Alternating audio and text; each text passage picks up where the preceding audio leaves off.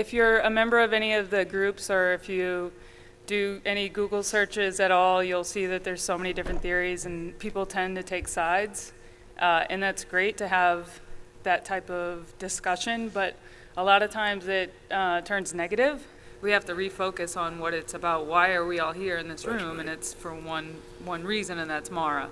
So we need to, whenever our azimuth is not shooting in that direction of where is Maura, we need to redirect it. And I think within the last, I would say, year, 2 years, we've done a really good job on redirecting our azimuth and focusing the attention where it needs to be on Maura.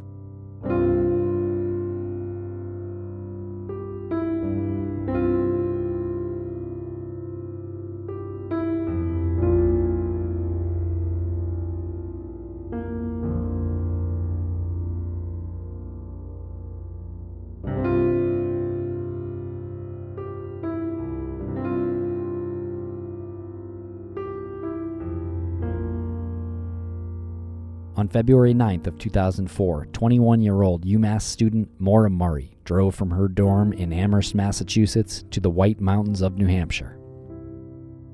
At approximately 7:27 p.m., Maura spun out her 1996 Saturn on a hairpin turn on Route 112 in North Haverhill.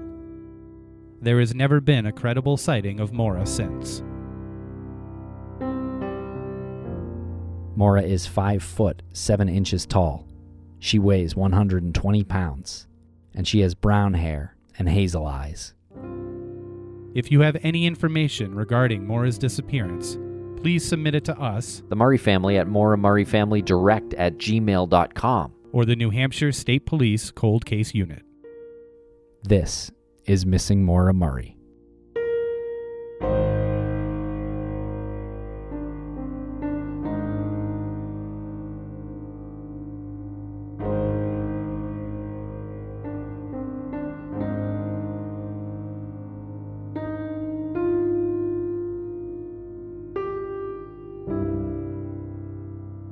Welcome back to Missing Maura Murray. I'm Tim, here today with Lance. Lance, how are you today? Look at me, I'm doing great. How are you today? I am doing great as well, and you look great, Lance, on Zoom. You too. Thanks. And Lance, for this episode, it's kind of a bonus because most of this is previously released recordings. This is from our CrimeCon 2019 panel that we did down there in New Orleans with the good people of CrimeCon, and Julie Murray joined our panel. It was you, me, Art Roderick, former U.S. Marshal, was there, and Maggie Freeling was there, investigative journalist. Of course, she does the new podcast, Unjust and Unsolved, so make sure to check that one out. And you really nailed it, Tim. CrimeCon did a great job allowing us to speak on that panel with members of Maura's family. Julie, we had other members of the panel there. It was a full panel, and they welcomed it. They set up extra mics for us. And what we're doing with this episode here is, I guess in a way, sort of really hitting people over the head with Maura Murray, because this is what we're supposed to be doing, right? We're supposed to be giving information, we're supposed to be raising awareness, and we're supposed to never forget, and we're supposed to want to continue this to some sort of conclusion. So we're going back over old episodes. You and I were revisiting some of the creator commentary, and there's a lot of extra fat in some of those old episodes. So periodically we want to release new episodes that's you and I sort of interjecting into the old episodes, carving out the fat and still providing information for listeners just to keep the conversation alive and productive in some way.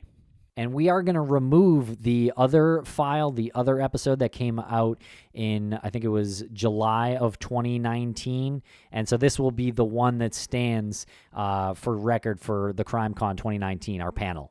And yeah, we're going to be coming back with more of these. We're going to revisit the answers that we got from law enforcement soon. I think that would be interesting to revisit, just kind of go over those again and read the questions that we didn't read, the ones that they didn't answer. I think that might be important now. I don't know. I think, like you said, Lance, it's keep the focus on Maura. Let's keep the conversation going. It's important. And Julie says it in her own words here. Keep talking about Maura. Right, and keep listening. Keep listening to everything that you can listen to about Maura. Not all of it is nonsense. A lot of it has some really good information. We know that some of the things that we say might be redundant, but if we're not redundant, then what are we? We're not talking at all. So we might as well just keep it going and make sure that this just reaches as many people as many times as possible. Okay, and here is the first clip, Lance, and it is mostly Julie Murray speaking about her sister's disappearance. So for the people who are not aware of Maura's case, Julie, can you give us the broad strokes of her disappearance? Yeah, so in February 2004, Maura basically packed up her dorm room from UMass and drove up to New Hampshire. We don't know why she went up there. Nobody in my family knows why. And it was about 7:30 at night.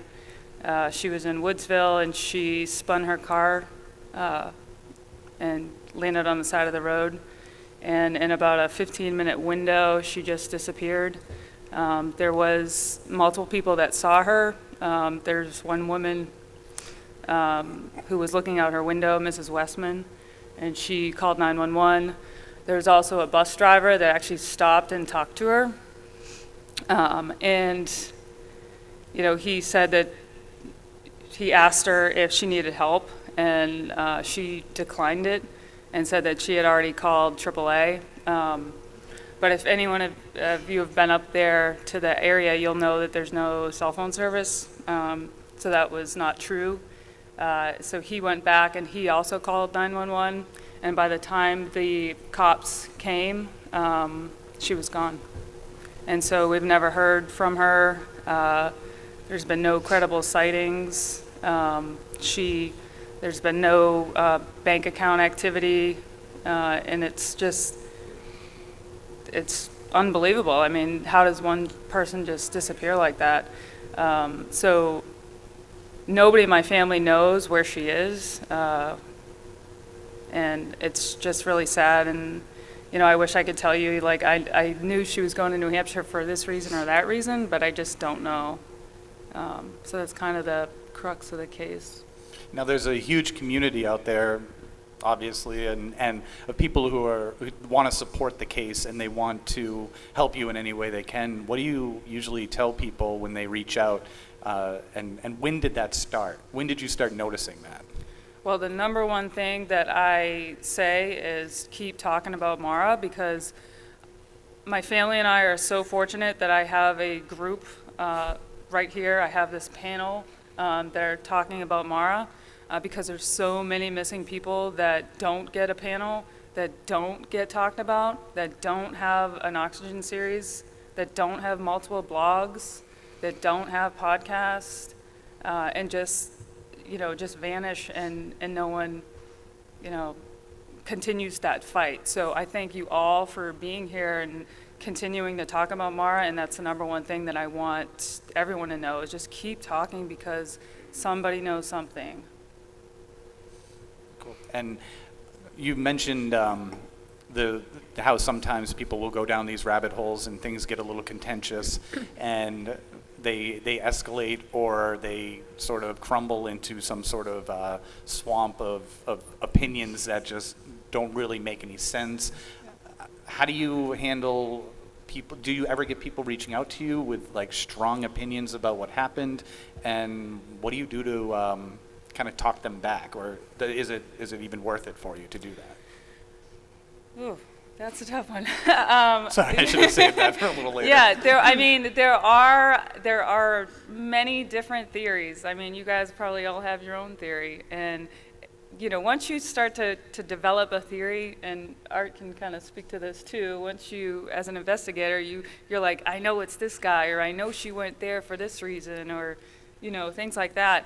It's hard to pull people back and say, well, did you look at it from this angle? And so, while developing a theory is great, you have to be open-minded. And for people to come to me and say, I think it was this, or I think she went here, or I think he or she is the one that did it. That's great, but where is she? Like, she's the case is still open. So that's a great theory, but we need more. So. Yeah, let me jump in real quick. That is, is great. I think the internet is fantastic. It provides a lot of information, but you also kind of got to wade through the BS when you're looking at this stuff. And really, I always ask the same question. Okay, is that information, or is what you're telling me going to figure out what happened to Maura, or where is she? And that's what I always keep in the back of my head. Because you can get tied up in a lot of these rabbit holes and go down these different conspiracy theories, but it doesn't get you to the point of what happened to Maura. And one of the things that Maggie and I tried to do on the show was dispel a lot of those conspiracy theories that are out there. I'm not sure we did a good enough job, but we tried to touch on a lot of them out there, and just show where the evidence takes us. And Julie's right. You got to have an open mind. You can't come up with a theory and then try to take bits and pieces of info and plug it in there so that it fits very nicely into your particular theory. You have to go where the evidence takes you and where the information takes you. And on this particular case, it's been very difficult because we don't have a body. We don't have a real crime scene. And it's one of the more bizarre cases I've worked, because in that short time period, somebody just disappeared off the face of the earth. But I also agree with Julie that somebody had to see something. Somebody knows something. I also want to say, I was going to bring this up before, one of the more interesting things was in our interview with Strelzin, when we said Butch Atwood was the last person to see her, he said that you know of. So, there were people who might have seen her after that. So where do you go at this point in the investigation? What happens? What happens next? Where can you go? I think that this team up here has really looked at all the facts in this, the facts that we know anyways, the stuff that we can confirm. Is there something new out there? I mean, you got to have an open mind. You got to look for new stuff out there. But I think at this particular point, all the stuff leading up to her actually disappearing has been beat over and over and over, and we've actually have a fairly good timeline in our heads now for what happened that particular night. I'm under the assumption, and I don't have any direct knowledge of this, but I think this is one of these cases where maybe law enforcement knows exactly what happened, but they don't have enough evidence to take it to the AG's office to file a case. That's just sort of the opinion I get in talking to the law enforcement people that have been involved in this case from the very beginning. And it's frustrating, I know, Julie. It's 15 years.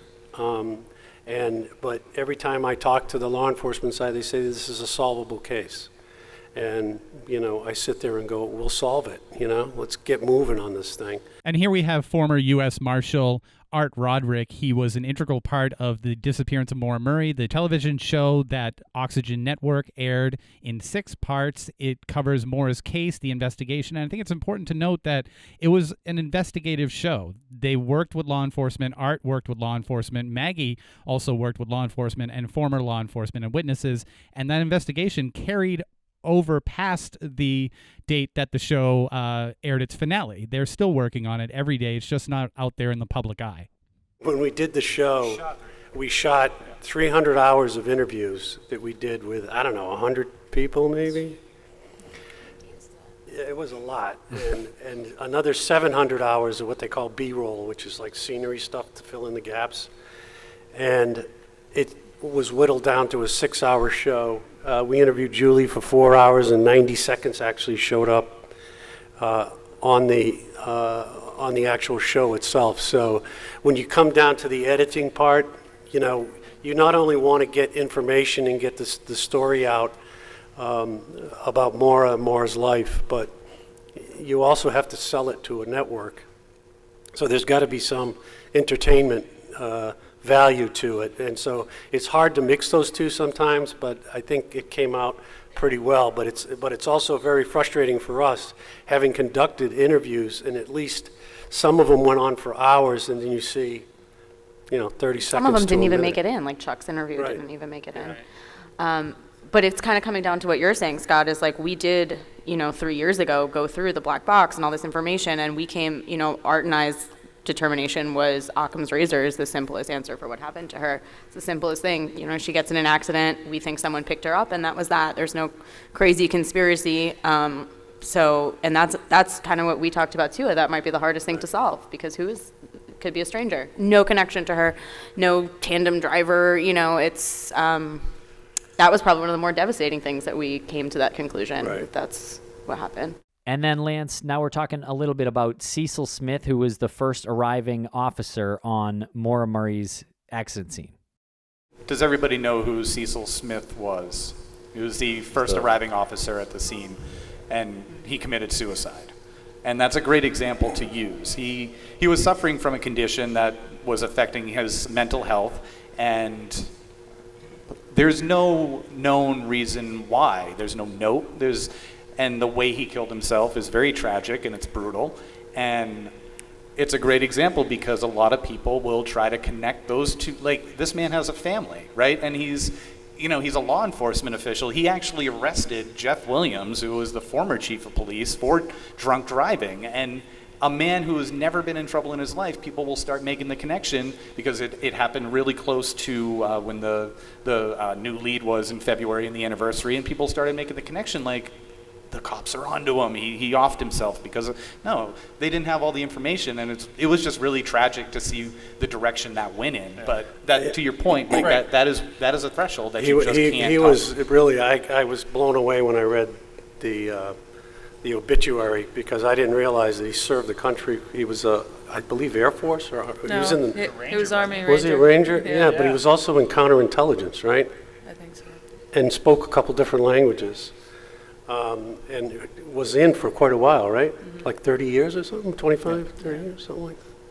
Yeah, so I mean, he had a hell of a background. And it really is hurtful when you see some of the stuff that's been written about Cecil.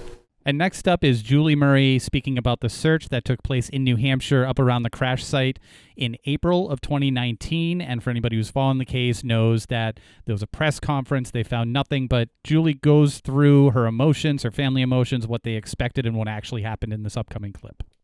So recently there was, we just mentioned that search that happened in February. Julie, can you walk us through what happened up in New Hampshire? Yeah, so if you're not familiar, there was a dig up very close to the accident scene in April. Was it April? April. So the reason why there was a dig was because early on in the case, I want to say within 6 months of the accidents, a local came to my dad and gave him some information and basically said, hey, there's some local people saying that Maura is buried in a basement. And so that's kind of disturbing. And so my dad, told law enforcement, and he gave that information to them. And I believe they checked it out, but they didn't actually go into the house. So we were told that they brought either scent or cadaver dogs to that property and search the outside. So my dad would continue to go and try to knock on that homeowner's door and say, hey, can I, bring a dog through and just kind of clear this off and make sure that my daughter's not in your basement. But he was never able to make that happen. And then that particular house changed ownership. And then my dad walked up all by himself one day, knocked on the door and said, hey, I'm Fred Murray. And my daughter went missing right over here, and there's a rumor that she's buried in your basement. Do you mind if I bring a dog to just go through? It'll take 5 minutes. And they were so gracious, and they're like, absolutely. And I just want to highlight that, like how awesome that was for that particular family to be like, yeah, sure, come on in. I don't know you, and you're a stranger, and come on and bring a dog. And so we did, and that dog hit. And so when I say hit, it it alerted. It alerted in a spot in the basement, and so my dad was kind of, this was generating some hope for him, because this was 14 plus years into this investigation, and we really didn't have any solid leads. So the next logical step was to get a second dog with a separate independent handler, and the second dog came in and alerted in the same general area. And so then the next logical step was to get a ground penetrating radar in there to go over that cement in the basement, and the GPR report showed an anomaly in the general area of where the two cadaver dogs hit. So that was really promising to my family, and so my dad packaged that up together with the help of many, very helpful people that offered up their services pro bono, which happens a lot in this case, which is amazing to know that there's people out there that will do that, and sent it off to law enforcement, and then eventually it took law enforcement a little longer than we had hoped, but they did go in. They did not allow us on the property when they did the dig.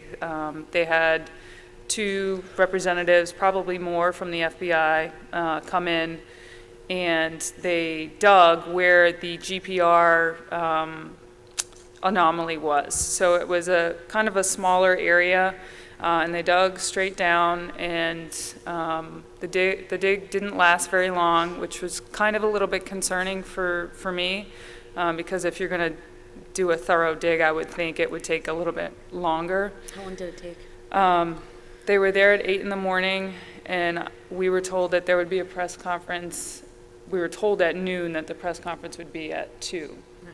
So my family and I went to the press conference, which is at the courthouse, and Strelzin kind of led the the briefing, and basically said, we didn't find her. And then that just kind of deflated my dad, because he's 76 now, and he's clinging on to anything and everything. So he was convinced and is convinced that she's in the basement, and any parent out there, I think, would do the same. So he wanted them to core under the oil tank. Yeah. Just to kind of make sure she wasn't under there, because if you're going to go to that extent to dig up a basement and put a body in there and cement it back over, you may put a water heater on top as well. It's kind of crazy and sick and sad, but that's a possibility.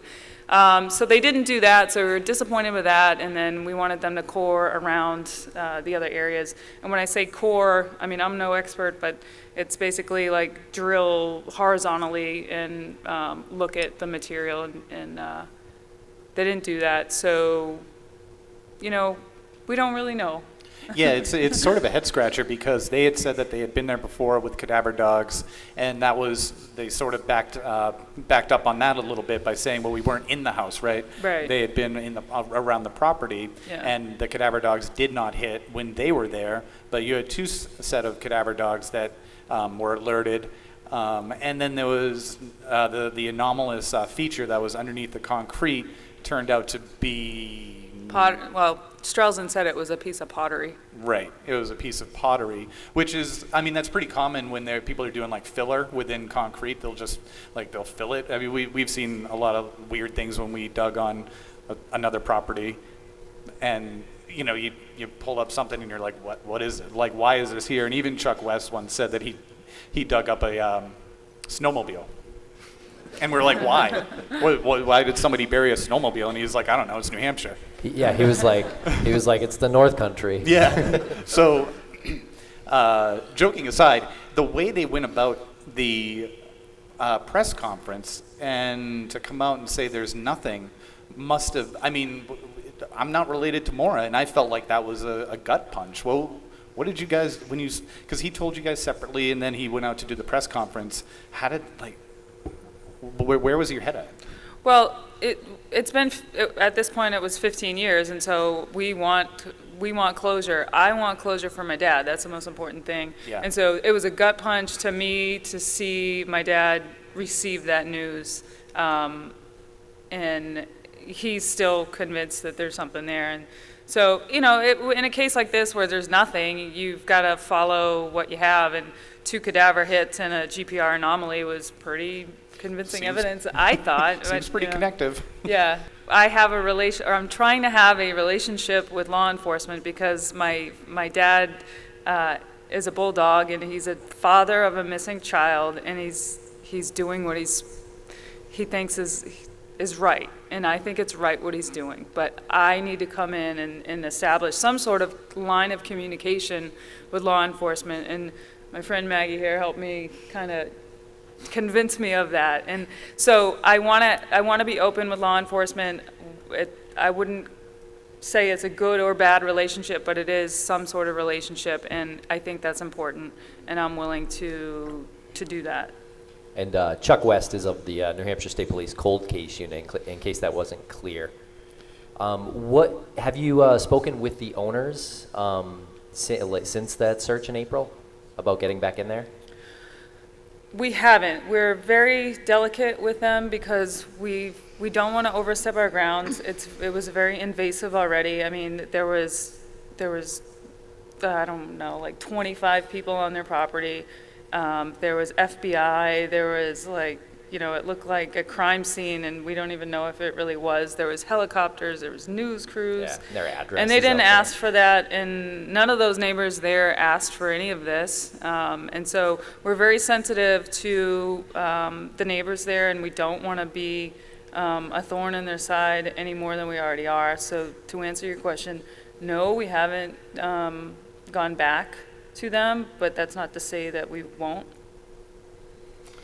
And I just have one more question about this whole the whole new lead and how they handled it. Art, from a law enforcement perspective, have you ever seen anything like that? And is there a precedent that you can speak For to that as far as- particular search? or just The way it was handled. a 15-year investigation, and then they have a press conference to announce nothing?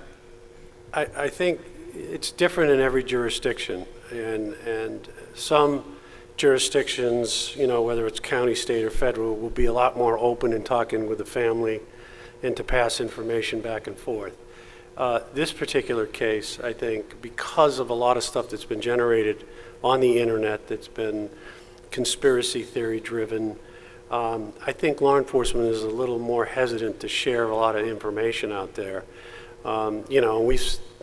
It's kind of like a broken record here, but when law enforcement is out there passing out a lot of information, that generally means they don't have any good leads.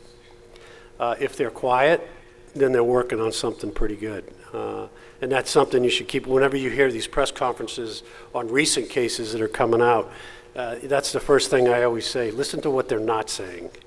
And that'll give you an indication as to whether or not they're looking at something really good, as opposed to, hey, this is all the information we have, then they're in trouble. They don't have any leads to move on further. So it's different in every jurisdiction. Some are better. We were working a 100-piece puzzle, and we only have probably 60 pieces.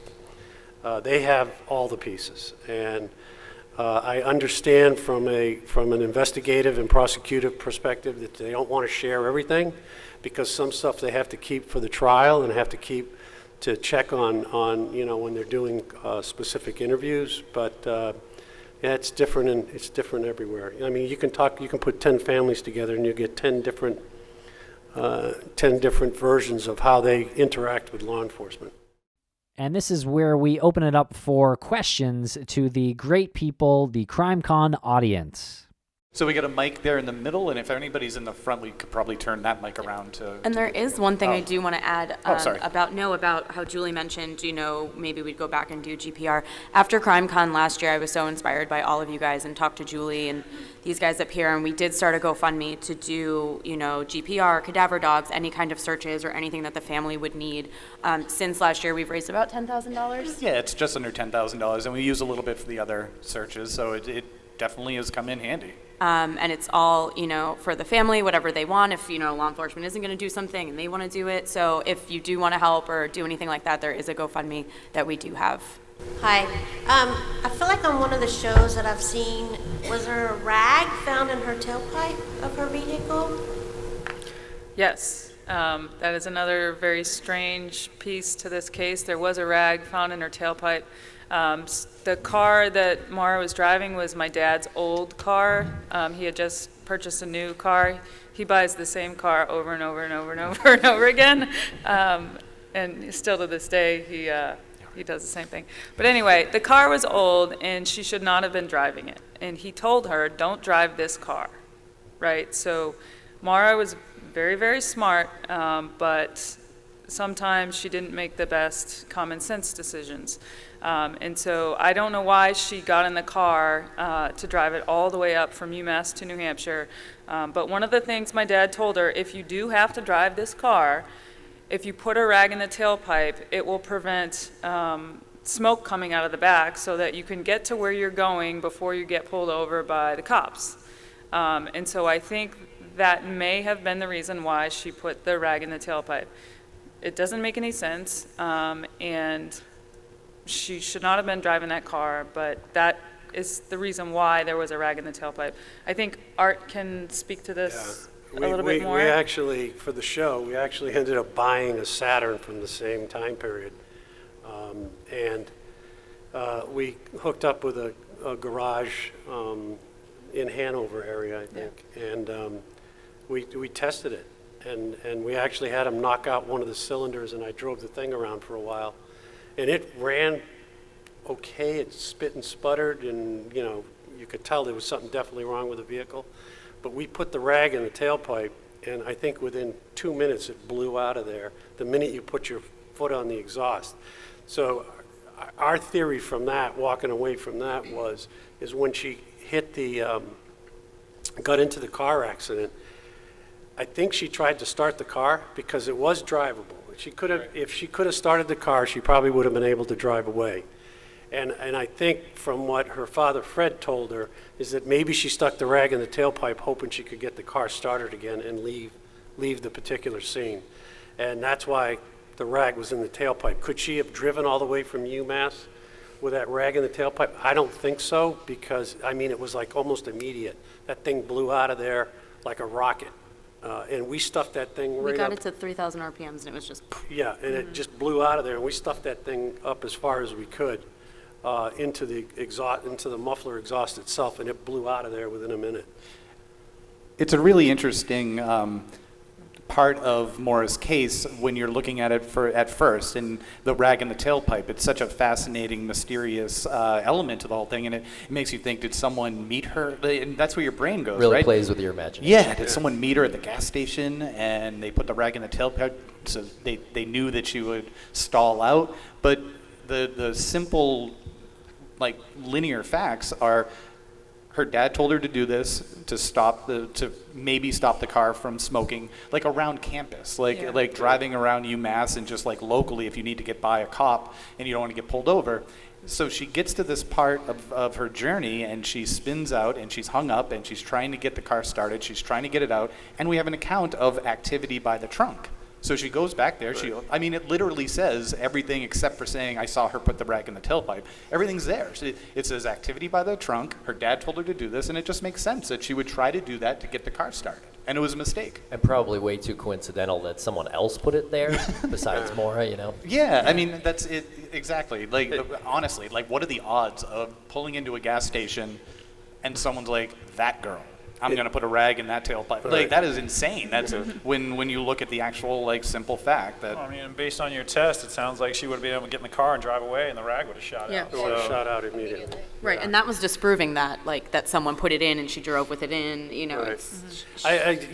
just generally in criminal investigations, you get stuff like this all the time, and it sends you up a wall because then you got to kind of account for what the hell's the rag in the tailpipe doing.